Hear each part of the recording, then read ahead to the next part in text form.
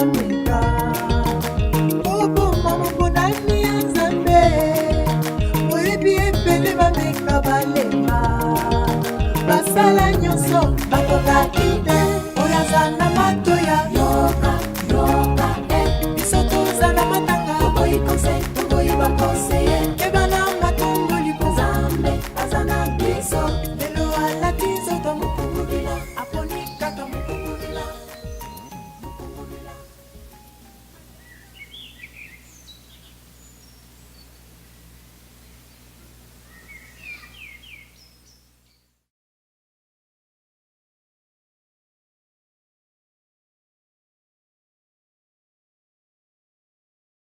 Très chers amis, bonjour, bienvenue pour ce nouveau numéro de notre émission Un œil sur l'actualité. Je suis Cédar Ndiamoudi et je suis en compagnie de mon invité de ce jour, Monsieur Dixi Kiyindou. Monsieur Dixi Kiyindou, bonjour. Bonjour chers journalistes. Monsieur Dixi Kiyindou, on n'a plus besoin de vous présenter, nous avons déjà reçu lors de notre premier numéro de notre émission. Vous êtes un des représentants du prophète de l'Éternel Joseph Mokongobila. Et nous avons tenu à vous inviter une fois de plus sur notre plateau pour avoir votre éclairage sur ce qui se passe aujourd'hui sur la situation du Congo. Vous savez qu'il y a eu récemment un défilé diplomatique. Il y a eu des propos qui ont été tenus par plusieurs personnalités importantes.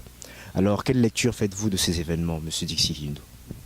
Bon, déjà, la première chose que je peux dire, c'est que ces événements montrent, au-delà du prétexte de la modification de la Constitution, ces événements montrent que alias Kabila a été rejeté par la communauté internationale. Il n'est plus en odeur de sainteté avec eux. Et ce que nous voyons, c'est qu'ils cherchent une alternative à cet homme pour diriger la RDC. En fait, ce que nous devons comprendre, c'est qu'il y a eu des précédents. Il y a eu quelques événements depuis quelques semaines.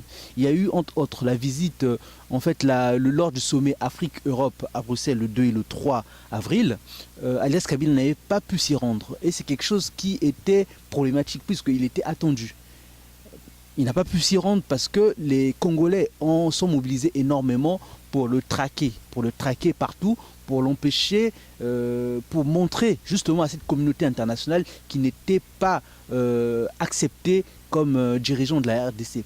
Et on a vu effectivement ce qui s'est passé le 21 mai à Paris. Lorsqu'il a été invité par le président François Hollande, on a vu comment les choses sont passées, qu'il a été traqué par les combattants.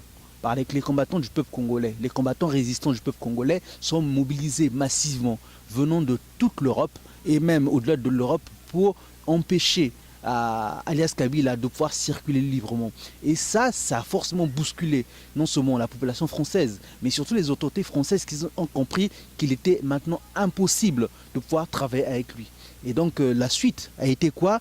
Martin Kobler, qui est le représentant de l'ONU, qui effectivement, de par son mandat, qui a le droit de pouvoir veiller à garantir la paix, puisque telle est la mission de la MONUSCO, à garantir la paix et la stabilité de la RDC. Martin Kobler a commencé à convoquer un ensemble d'acteurs politiques pour discuter avec eux, pour chercher une solution alternative à alias Joseph Kabila. Et donc ça, c'est une preuve évidente. Malgré donc la mise en garde faite par alias Joseph Kabila le 31 mai en convoquant tous les ambassadeurs et représentants diplomatiques, qu'est-ce qui s'est passé? Tout simplement, ce qui s'est passé, que après que alias Kabila ait quasiment infantilisé ses diplomates, cette mise en garde faite par alias Kabila a été ignorée. À tel point que quelques jours plus tard, Kobler et Feingold ont rencontré un ensemble d'acteurs diplomatiques, d'acteurs politiques, que ce soit de la majorité ou de l'opposition dite institutionnelle à Kinshasa, pour trouver une solution, mais aussi des acteurs de la société civile. Et ça nous montre clairement que l'action des combattants a porté ses fruits et aujourd'hui que la libération est proche. Merci Monsieur Dixi Kiyindou pour cette réponse. Nous semblons comprendre par là que le président alias Joseph Kabila ne serait plus accepté par la population ou alors par la communauté internationale. Mais comment le peuple aujourd'hui, puisque la question qui nous préoccupe bien sûr c'est la condition du peuple, comment le peuple peut réagir face à cette situation, à ce revirement? Bon, ce que je voudrais déjà souligner, c'est que la diaspora congolaise, en tout cas les Congolais de l'étranger, ont une grande part de responsabilité dans cette victoire en fait, qui est en train d'être obtenue.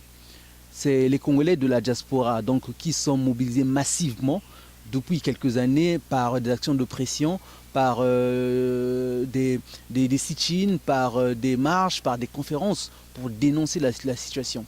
Et aujourd'hui, on voit que ceux qui sont en train de tirer les bénéfices de cela, c'est quelques partis politiques qui sont basés sur place à Kinshasa.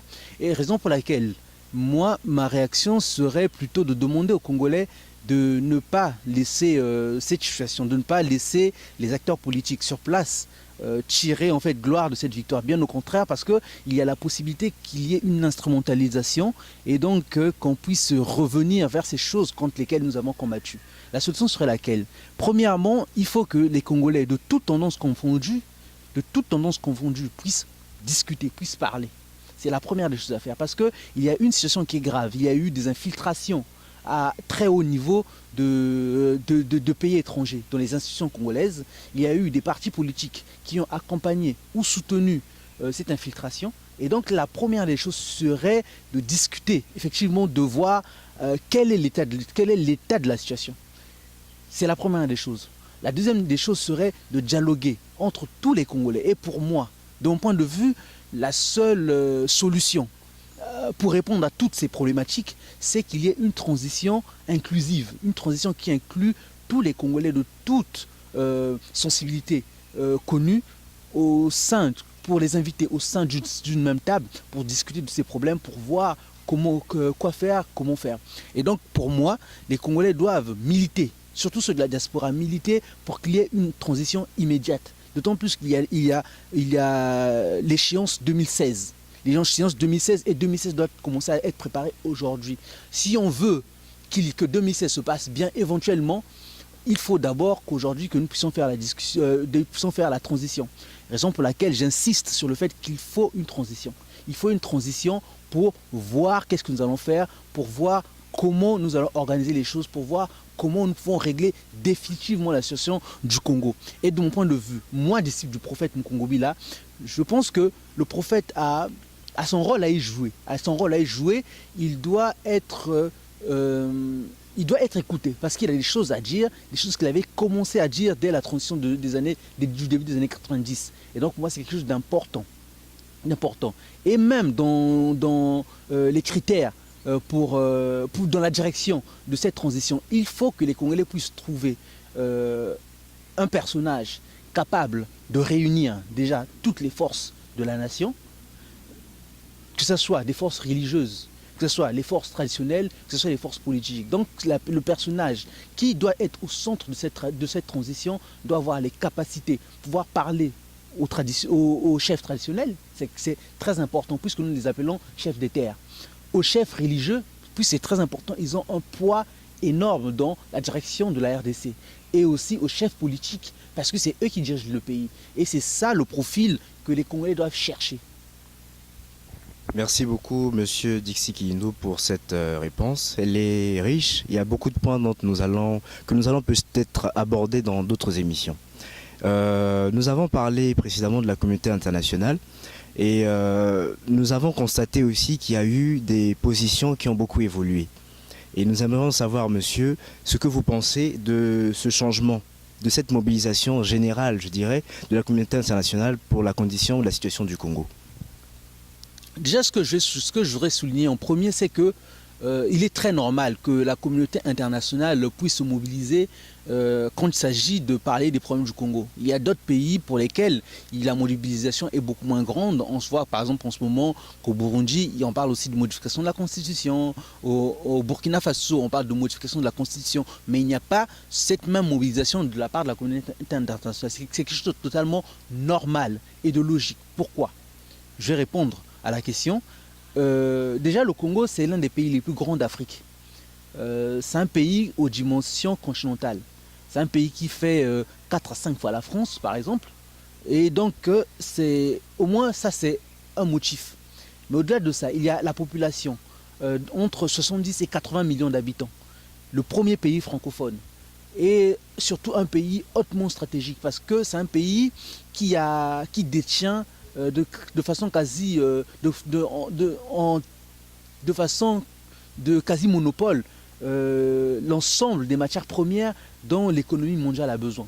On estime aujourd'hui, bon c'est une estimation basse, on estime aujourd'hui que les réserves en termes de matières premières de la RDC peuvent être comptées en termes de 24 000 milliards de dollars. Certains parlent même de 48 000 milliards de dollars. Bon, peu importe le chiffre, peu importe la fiabilité de ces estimations, mais c'est des chiffres immensément grands. Et donc, on voit déjà le côté stratégique de la RDC. Il y a 3 ans de cela, on estimait la quantité de matières premières exportées par année en RDC à 350 milliards de dollars, soit environ le PIB d'un pays comme l'Afrique du Sud. En 2013, la quantité de cuivre exportée juste par la province du Katanga a été estimée à près de 50 milliards de dollars. Et donc on comprend qu'un tel pays est forcément au cœur des enjeux mondiaux. Mais ce n'est pas quelque chose de neuf. C'est pas quelque chose de neuf. Et le prophète a toujours, par exemple le prophète Mukumbu, il a toujours dit, il a toujours précisé, il a toujours insisté sur le fait que le Congo a une place stratégique et une place centrale dans la gouvernance en fait de ce monde. Le prophète prononce souvent une phrase qui est très étonnante mais très capitale. Il dit qu'il n'y aura pas de paix dans ce monde sans la paix de la RDC. Il n'y aura pas de prospérité dans ce monde, de véritable prospérité dans ce monde sans la prospérité de la RDC. Quand on s'en prend à la RDC, on s'attire des malédictions. Et c'est ce qu'en fait les membres de la communauté dite internationale a compris. Ils ont compris ces choses. C'est pour cette raison qu'ils veulent se mobiliser pour trouver une alternative. Sinon, c'est ce monde qui va vers l'échéance, vers la déchéance, j'allais dire. Oui, c'est un point qui est très important que vous venez de souligner. Vous avez parlé de la question de la paix. Est-ce que vous pouvez expliciter un peu sur ce rôle que le Congo doit pouvoir jouer et sur la contribution que le Congo peut apporter là-dessus? Bon, oui, bien sûr, je peux expliciter, mais j'aimerais faire un retour historique. On va parler un peu d'histoire.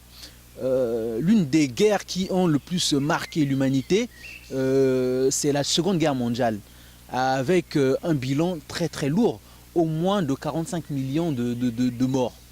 Et comment a pris fin la Seconde Guerre mondiale? Je suis en capacité de dire et de le préciser que si la Seconde Guerre mondiale a pris fin, le Congo a eu une place centrale pour que cette guerre mondiale prenne fin. Je vais m'expliquer. Nous connaissons tous ce qui s'est passé à Hiroshima et à Nagasaki, les premières guerres mondiales.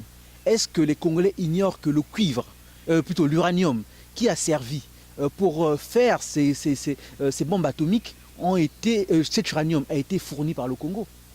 En termes d'équipement, quand il a fallu construire des bateaux, quand il a fallu construire des chars, quand il a fallu construire d'autres équipements militaires, des avions, le monde avait besoin d'une quantité très importante de matières premières. C'est le Congo qui a fourni en cuivre, c'est le Congo qui a fourni en fer, le Congo qui a fourni en cobalt et beaucoup d'autres minerais. Et on voit donc l'impact du Congo pour que cette guerre mondiale prenne fin. On peut même souligner un autre facteur, mais le Congo a participé en hommes. En hommes, beaucoup de victoires obtenues par les Alliés ont été avec la participation d'éléments venus du Congo. Notamment une victoire assez connue aux alentours de Kalemi contre un bataillon allemand.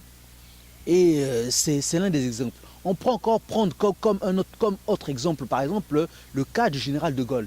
Le général de Gaulle, avant de pouvoir, pour s'en sortir, pour mener la résistance française, il a dû aller au Congo. Il a dû demander l'aide du Congo, même si c'était le Congo-Brazzaville, mais c'est effectivement Félix Eboué qui était gouverneur à cette époque-là, de cette zone-là, de l'AEF, effectivement, qui a fourni son aide au général de Gaulle. Et c'est ainsi qu'il a pu mener son peuple vers la fin de l'occupation française. Merci, monsieur Dixi Kiyindou. Je vais vous laisser terminer alors par un mot de la fin. Mot de la fin, c'est surtout un message que je voudrais adresser à tous les compatriotes, à tous les Congolais, que effectivement, là, la victoire est en train d'être obtenue. La victoire est déjà obtenue en fait. Ce que nous avons vécu le 30 décembre 2013 a été un événement semblable à ce qui avait été vécu par nos pères le 4 janvier 1959. Personne n'ignore aujourd'hui que la véritable date de l'indépendance, c'est le 4 janvier 1959. C'est les événements du 4 janvier 1959 qui ont emmené à l'indépendance du 30 juin 1960. Et donc, ce qui s'est passé le 30, comme l'histoire est un éternel recommencement, ce qui s'est passé donc le 30 décembre, c'est exactement le même événement. Et aujourd'hui, c'est les Congolais qui ont la victoire. Cet événement sanglant a apporté la victoire. Maintenant, nous ne devons pas laisser des acteurs politiques qui ont soit accompagné l'occupation, qui ont soit poussé à l'occupation ou qui ont entretenu l'occupation, nous ne devons pas laisser ces acteurs politiques pouvoir mener la suite. Parce que si ces mêmes acteurs politiques qui mènent la suite, qu'est-ce que nous aurons? Nous aurons une situation de type avant l'indépendance égale après l'indépendance, comme en 1960. Et donc nous devons arrêter ça. Et pour arrêter ça, qu'est-ce qu'il faut? C'est, comme je l'ai dit tout à l'heure, une transition. Une transition qui met autour d'une table tous les acteurs politiques congolais, qui met autour d'une table tous les mouvements religieux, tous les mouvements traditionnels, tous les mouvements économiques, tous les mouvements politiques autour d'une table pour discuter de ce que nous allons faire ensuite de la RDC. S'il n'y a pas ça, qu'est-ce qu'il y aura ensuite? Des divisions, des guerres, des événements sanglants. Et on va repartir vers le même cycle que nous avons connu depuis un ensemble d'années. La seule solution, donc, comme je l'ai dit, c'est une transition.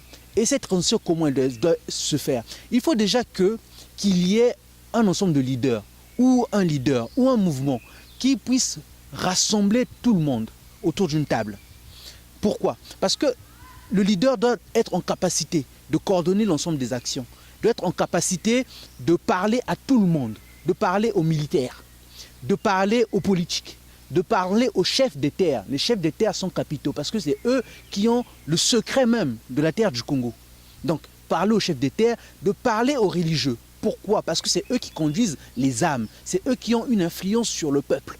Et donc, on ne peut pas les exclure. Donc, le chef qui va mener la transition doit avoir toutes ces casquettes. Casquette d'homme des traditions, donc chef de terre, casquette d'homme religieux, donc chef religieux certainement, une casquette d'homme politique. C'est là, ça c'est quelque chose de fondamental. Et j'aimerais bien vous expliquer pourquoi la transition. La transition parce que maintenant que alias Kabila n'a plus la légitimité, n'a plus le soutien politique dont il jouissait, notamment de la part de la communauté internationale, ce soutien politique, ce soutien politique est aussi en train de lui être retiré par ceux au sein du peuple congolais qui le soutenaient. Aujourd'hui, le PPRD, c'est un bateau ivre. C'est un bateau qui coule et chacun aujourd'hui est en train de sauter pour sauver sa vie. Et donc c'est un bateau dans lequel tout le monde va partir. Ne pensez pas que les FARDC, ni les Moura, qui contient un grand nombre de Congolais, malgré tout, soutiendront jusqu'à la mort alias Joseph Kabila. Parce que ces gens sont aussi au sein du peuple. Ils vivent la même réalité que le peuple, c'est-à-dire une humiliation de la part d'armées étrangères, une humiliation parce qu'ils ne reçoivent pas de salaire, une humiliation parce qu'ils ne peuvent pas manger à leur faim, ils ne peuvent pas entretenir leur famille. Et donc, eux aussi font partie du peuple. Ne pensez pas que ces FARDC ou ces Moura combattront pour alias Kabila. Non. Dès que le soutien politique lui sera retiré, et il est en train de lui être retiré actuellement, eux aussi l'abandonneront, et ce sera un roi nu. Ce sera quelqu'un qui n'aura qu'une seule solution, s'enfuir au mieux. Au mieux. Voilà. Merci Monsieur Dixi Kiyindou pour cette réponse, pour cet éclairage aussi tout le long de cet entretien. Très chers amis de notre émission Un œil sur l'actualité, je suis Cédar Ndiamoudi. C'était un plaisir pour moi de vous animer encore ce nouveau numéro. Nous nous disons à bientôt. Je vous remercie pour votre temps et votre instant. Merci.